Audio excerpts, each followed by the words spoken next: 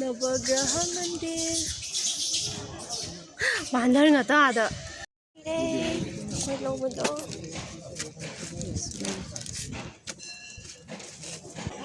pura Guwahati ufangmani se jingthak tani hi ma'am ai hojik lai khoram chatli mama ga ngasi ai ki poglo mi ni aduna al mandir de chali ni lai khoram mo ge haida keno da namagraha mandir da nani khoi mama a lai re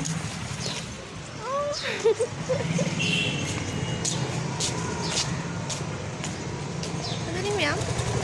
ai gi vlog se ne hong ra ke ma'am khoi gari ngai bda si dore gari la ki dare hujik ko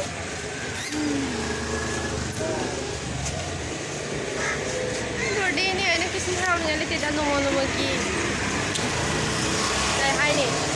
sahi hi adum yang khale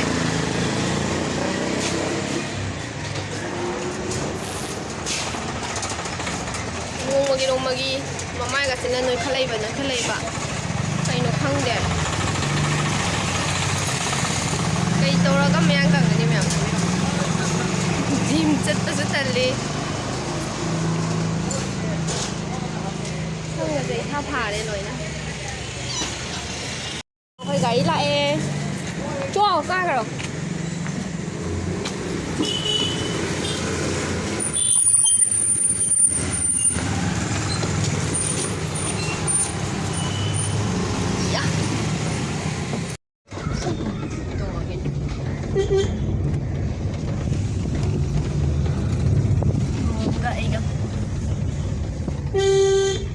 đi chơi đó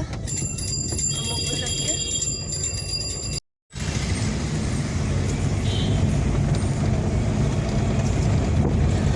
thầm đa này anh cái sống in để sợi tơ lít sợi dây của đi xe nung thang ayu em tập học rồi ý nghĩa tôi tận rất là má tăng bồi in để nung thang đó ingi nung alam đại đó ingi tôi tận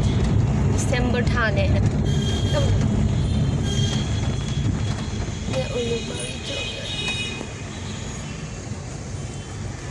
Ini segala birthday ki kena to be film di mamang sonda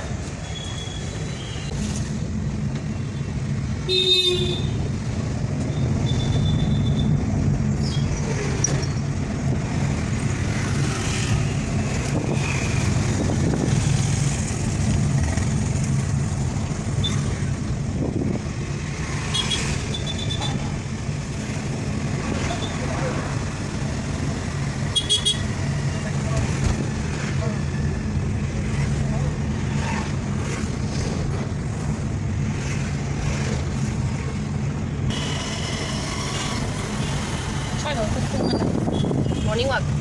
betul di dole putih daun koi na kada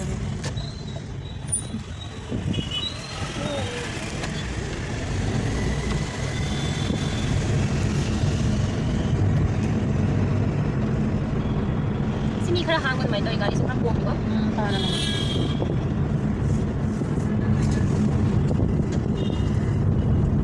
ke asik lam dim sa sa chang ra kan to ni ka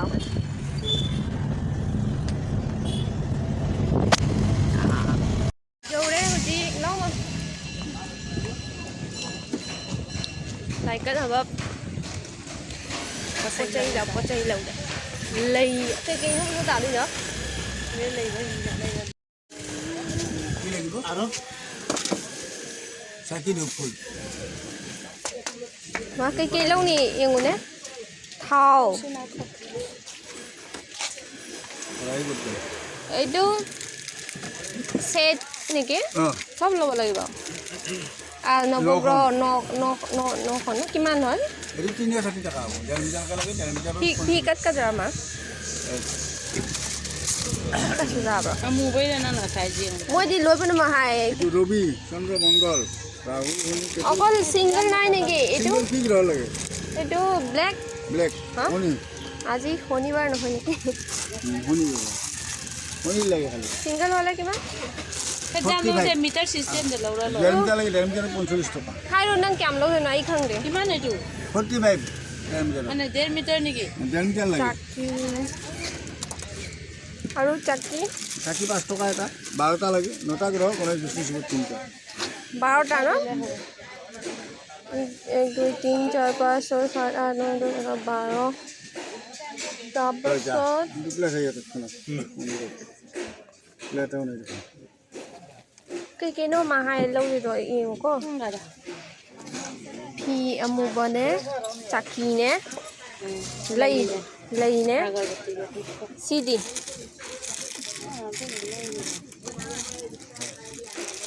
si hình gì agarbatti nè gel nhưng दुकान này đây là मंदिर cái này là Navagramha मंदिर đó là phơi lâu rồi mà hay rút tôi lấy rút mà chả đâu cái này đây मंदिर so đó Brahmaputra đây pura Guwahati ufangi horen lai kham loi ga anh halak ke u halak ke rồi chính thôi chứ mà thắc tên bữa cả đây sẽ sinh thắc nè mà nó lại cái nào bảo xây lâu đi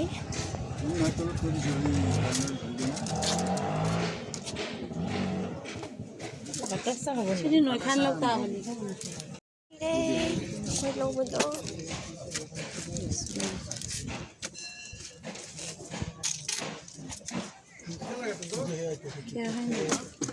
360 हल्ले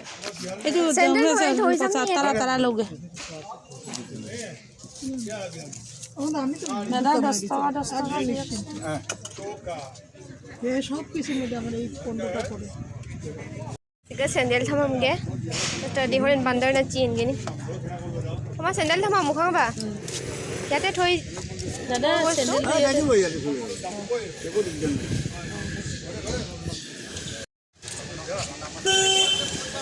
chợ lagi lah ফোনে নধৰে মানুহকেইটা ইমান phone মাৰিব লাগে 10টা 15টাকে miss call পায় C call back নকৰে mobile switch off কৰি দিয়ে ফোন কাটি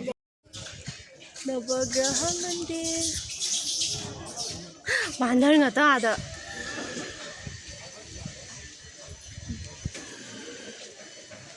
ngayon nakapong ne pairo ron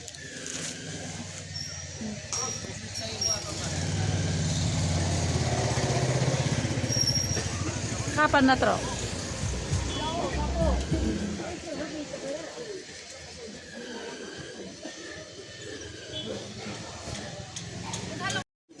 मंदिर में हमसे ये गुनी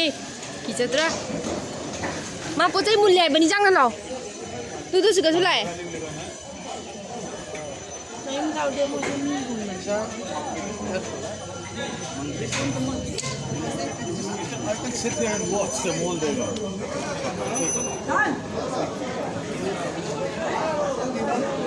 माँ सिका चाकी अंथा दो नी कली मुभंग देबा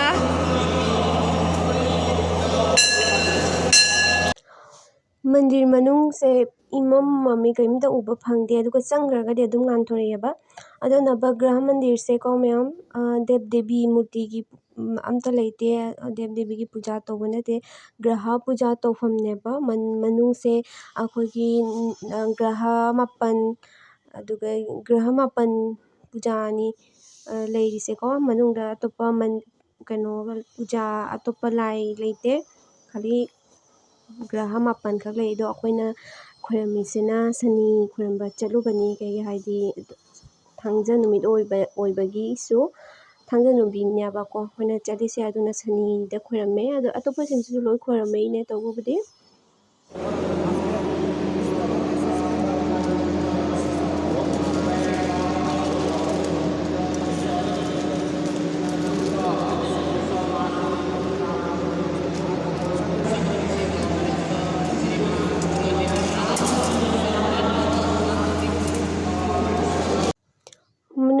ꯂꯥꯏ ꯈꯣꯏꯔꯝ ꯂꯣꯏꯅ ꯊꯣꯛꯂꯦ ꯍꯧꯖꯤꯛ ꯃꯅꯨꯡꯗꯗꯤ ꯙꯨꯞ ꯆꯥꯛꯀꯤ ꯑꯒꯔꯕꯇꯤ ꯊꯥꯍꯟꯗꯦꯕꯀꯣ ꯃꯄꯥꯟꯗ ꯑꯣꯏꯅ ꯊꯥꯍꯜꯂꯦ ꯑꯗꯨꯅ ꯃꯄꯥꯟꯗ ꯂꯥꯏ ꯈꯣꯏꯔꯝ ꯂꯣꯏꯔꯒ ꯃꯄꯥꯟꯗ ꯙꯨꯞ ꯆꯥꯛꯀꯤ ꯊꯥꯟꯕ ꯊꯣꯛꯂꯦ ꯑꯗꯣ ꯃꯌꯥꯝꯀꯣ ꯅꯕꯒ꯭ꯔꯍ ꯃꯟꯗꯤꯔꯁꯦ ꯑꯩꯒꯤꯗꯤ 3ꯂꯛ ꯁꯨꯕꯅꯤ ꯆꯠꯂꯤꯁꯦ ꯃꯃꯥꯒꯤꯅ 2ꯔꯛ ꯁꯨꯕ ꯑꯩꯒꯤꯅ 3ꯂꯛ ꯁꯨꯝ ꯗꯤꯟꯅ ꯇꯥꯕ ꯅꯨꯃꯤꯠꯇꯀꯣ ꯂꯩꯅ ꯁꯅꯤꯕꯥꯔ ꯅꯨꯃꯤꯠꯇ ꯁꯅꯤ ꯈꯣꯏꯔꯝꯕ ꯑꯗꯨꯒ ꯑꯩꯒꯤ ꯁꯨꯝ ꯒ꯭ꯔꯍ 4ꯒꯤ ꯃꯥꯒꯤꯁꯨ ꯅꯨꯃꯤꯠ ꯂꯩꯗꯅꯀꯣ ꯑꯗꯨꯒꯤ ꯃꯇꯨꯡ ꯏꯟꯅ ꯃꯣꯏꯁꯨ ꯄꯨꯖꯥ ꯇꯧꯕꯅꯦꯕ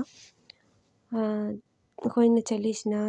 ꯊꯥꯡꯖ ꯅꯨꯃꯤꯠꯇ ꯁꯅꯤꯕꯥꯔ ꯅꯨꯃꯤꯠꯇ ꯁꯅꯤ ꯈꯣꯏꯔꯝꯕ ꯆꯠꯂꯨꯕꯅꯦ ꯑꯗꯨꯒ ꯑꯩꯅꯁꯨ ꯀꯨꯏꯔꯦ ꯈꯣꯏꯔꯝꯅꯤꯡꯅ ꯂꯩꯕꯅꯦꯕ ꯑꯗꯨꯒ ꯑꯩꯒꯤ ꯄꯣꯛ ꯅꯨꯃꯤꯠꯀ ꯑꯣꯏꯕꯅꯦ ꯑꯗꯨꯅ ꯑꯗꯨꯝ ꯆꯠꯂꯨꯏꯅꯤ ꯑꯗꯣ ꯅꯕꯒ꯭ꯔꯍ ꯃꯟꯗꯤꯔꯒꯤ ꯃꯔꯝꯗ ꯑꯩꯅ ꯁꯨꯝ ꯈꯪꯖꯕꯗꯀꯣ ꯁꯤ ꯃꯟꯗꯤꯔꯁꯦ 18th ꯁꯦꯟꯆꯨꯔꯤꯗꯒꯤ ꯂꯩꯔꯛꯄꯅꯤ ꯍꯥꯏꯀꯣ ꯑꯩꯈꯣꯏꯒꯤ ꯑꯍꯨꯝ ꯔꯥꯖꯥꯒꯤ ꯃꯇꯝꯗꯒꯤ 3ꯅ ꯄꯥꯜꯂꯝꯕ ꯃꯇꯝꯗꯣ ꯀꯩꯅꯣ ꯃꯃꯤꯡꯗꯣ ꯀꯥꯎꯔꯦ ꯔꯥꯖꯦꯁ꯭ꯋꯔ ꯁꯤꯡꯍ ꯑꯃꯔꯦ 3ꯒꯤ ꯔꯥꯖꯥ ꯔꯥꯖꯦꯁ꯭ꯋꯔ ꯁꯤꯡꯍꯅ ꯊꯝꯂꯝꯕꯅꯤ ꯍꯥꯏ ꯅꯕꯒ꯭ꯔꯍ ꯃꯟꯗꯤꯔꯁꯦ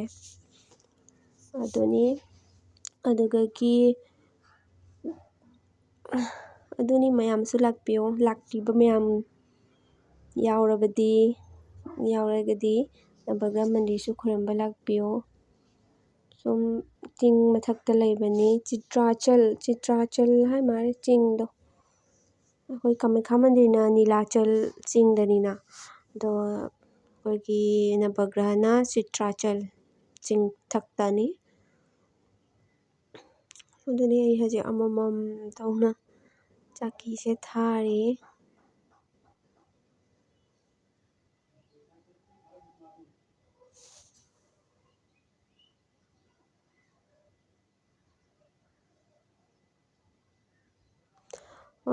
ꯀꯩꯅꯣ ꯆꯍꯤ ꯈꯨꯗꯤꯡꯒꯤꯅꯦ ꯐꯦꯕ꯭ꯔꯨꯋꯥꯔꯤ ꯊꯥꯗ ꯌꯩꯒ ꯆꯥꯎꯅ ꯅꯨꯃꯤꯠ 4-5ꯅꯤ ꯄꯨꯖꯥ ꯇꯧꯔꯤ ꯆꯥꯎꯅ ꯅꯕꯒ꯭ꯔꯍ ꯃꯟꯗꯤꯔꯗ ꯍꯟꯗꯛꯇꯤ ꯌꯩꯒꯗꯣ ꯈꯣꯏꯔꯝꯕ ꯂꯥꯛꯀꯦꯅ ꯈꯜꯂꯤꯅꯤ ꯃꯃꯥꯒ ꯑꯩꯒ ꯑꯗꯣ ꯑꯒꯔꯕꯇꯤ ꯄꯦꯀꯦꯠꯁꯦ ꯑꯩꯈꯣꯏꯒꯤ ꯑꯩꯈꯣꯏꯒꯤ ꯀꯩꯅꯣ ꯑꯣꯏꯔꯛꯇꯅ ꯁꯦꯒꯥꯏꯕ ꯉꯝꯗꯗꯅ ꯇꯧꯔꯤꯁꯦ ꯌꯦꯡꯉꯣ ꯑꯩꯅ ꯃꯃꯥꯗ ꯄꯤꯔꯦ ꯃꯃꯥꯗ ꯁꯦꯒꯥꯏꯍꯟꯒꯦ ꯍꯥꯏꯅ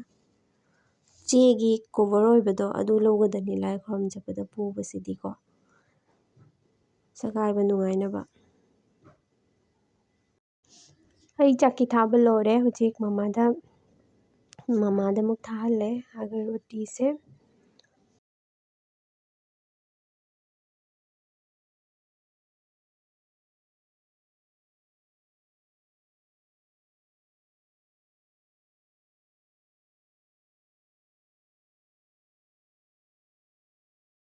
ꯒꯅꯦꯁ ꯍꯥꯟꯅ ꯈꯣꯏꯔꯝꯒꯗꯕꯅꯤ ꯑꯩꯈꯣꯏ ꯍꯣꯏ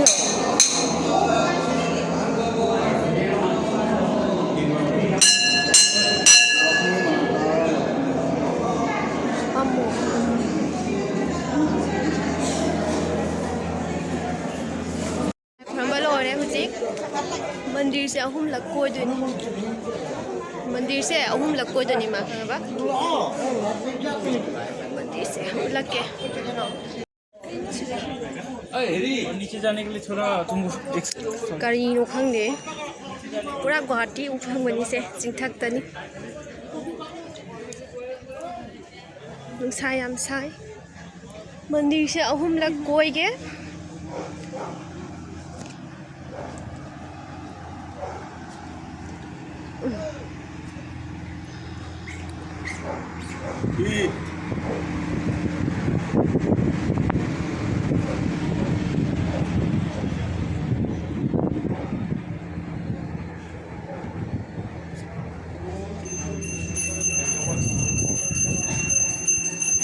dana mo jegga ka tawdo adoni sigami jegga tawri luhong hongnong wa tawbani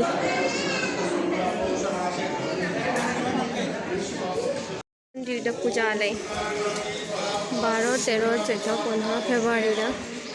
पूजा ले सिदा मुलक सुरे कोरी से मंदिर दा मुरक अनिरक अहुमलक सुरे खांगे सुरे सिगा अमता जिंगसि लावो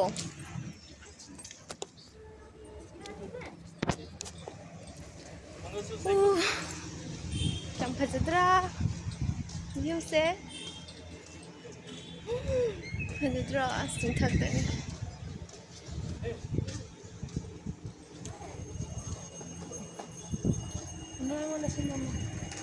ꯑꯣꯏ ꯑꯣꯏ ꯑꯣꯏ ꯑꯣꯏ ꯀꯤꯖꯩꯅꯦ ꯆꯠꯈꯤꯅꯨ ꯕꯟꯗꯔ ꯔꯕꯥꯟ ꯂꯥꯛꯄꯗ ꯆꯠꯈꯤꯅꯨ ꯑꯩꯈꯣꯏ ꯍꯜꯂꯛꯑꯦ ꯃꯟꯗꯤꯔꯗꯒꯤ ꯍꯜꯂꯛꯄꯗꯗꯤ ꯑꯣꯇꯣꯗ ꯇꯣꯡꯉꯦ ꯑꯣꯇꯣꯗ ꯇꯣꯡꯉ ꯂꯥꯛꯑꯦ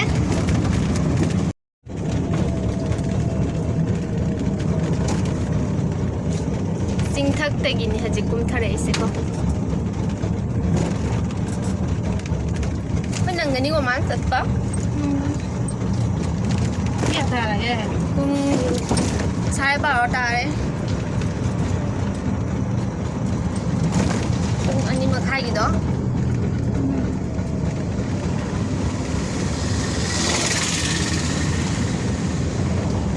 ꯑꯗꯣ ꯑꯩ ꯍꯧꯖꯤꯛ ꯌꯧꯔꯛꯑꯦ ꯌꯨꯝꯗ ꯃꯟꯗꯤꯔꯗꯒꯤ ꯍꯜꯂꯛꯑꯦ ꯑꯗꯣ ꯍꯜꯂꯛꯄꯗ ꯑꯩꯒꯤ ꯄꯥꯔꯁꯦꯜꯁꯨ ꯂꯥꯛꯅ ꯂꯩꯔꯝꯃꯦ ꯑꯗꯣ ꯑꯩꯒꯤ ꯄꯥꯔꯁꯦꯜꯁꯦ ꯀꯩ ꯑꯣꯏꯗꯣꯏꯅꯣ ꯍꯥꯏꯕꯗ ꯏꯌꯔꯄꯣꯔꯠꯅꯤ ꯑꯩꯒꯤꯗꯣ ꯍꯥꯟꯅꯒꯤꯗꯣ ꯁꯥꯏꯠ ꯑꯃ ꯌꯥꯗ꯭ꯔꯦ ꯑꯗꯣ ꯅꯨꯡꯉꯥꯏꯇ꯭ꯔꯕꯀꯣ ꯑꯗꯨꯕꯨ ꯑꯁꯦ ꯑꯩ ꯒꯤꯐ ꯑꯣꯏꯅ ꯐꯪꯖꯔꯦ ꯌꯥꯝ ꯍꯔꯥꯎꯔꯦ ꯑꯗꯣ ꯍꯧꯖꯤꯛꯁꯦ ꯃꯌꯥꯝ ꯑꯩꯒꯤ ꯕꯔꯊꯗꯦ ꯅꯨꯃꯤꯠꯁꯦ ꯑꯩꯒꯤ ꯐꯥꯔꯁ ꯃꯣꯔꯅꯤꯡꯒꯤꯁꯤꯗꯤ ꯃꯟꯗꯤꯔꯗ ꯑꯣꯏꯅ ꯆꯠꯂꯨꯔꯦꯗꯅꯀꯣ ꯑꯗꯣ ꯏꯚꯤꯅꯤꯡꯁꯦ ꯑꯩ ꯌꯨꯝꯗ ꯆꯠꯂꯒ ꯑꯩꯈꯣꯏꯒꯤ ꯑꯉꯥꯡꯁꯤꯡꯒ ꯇꯧꯔꯒ ꯑꯩꯈꯣꯏ ꯐꯦꯃꯤꯂꯤꯇꯪ ꯁꯨꯝ ꯄꯥꯔꯇꯤ ꯃꯆꯥ ꯑꯃ ꯇꯧꯔꯒꯦ ꯇꯧꯏꯅꯤ ꯑꯗꯣ ꯍꯧꯖꯤꯛ ꯑꯩꯒ ꯃꯃꯥꯒꯁꯦ ꯑꯃꯨꯛ ꯆꯠꯇꯣꯏꯅꯦꯕꯀꯣ ꯇ꯭ꯔꯦꯟꯗ ꯇꯧꯔꯒ ꯆꯠꯇꯣꯏꯅꯤ ꯂꯪꯀꯥꯗ ꯌꯨꯝꯗ ꯑꯉꯥꯡꯁꯤꯡꯅ ꯉꯥꯏꯗꯅ ꯂꯩꯔꯦ ꯆꯤꯆꯦꯒꯤ ꯕꯔꯊꯗꯦ ꯒꯤ ꯍꯥꯏꯅ ꯃꯣꯏ ꯍꯔꯥꯎꯅ ꯐꯣꯟ ꯇꯧꯔꯒ ꯁꯨꯝ ꯍꯪ ꯂꯩꯔꯦ ꯑꯗꯣ ꯁꯦꯀꯦꯟ ꯄꯥꯔꯠꯇ ꯑꯣꯏꯅ ꯍꯥꯞꯆꯔꯒꯦꯀꯣ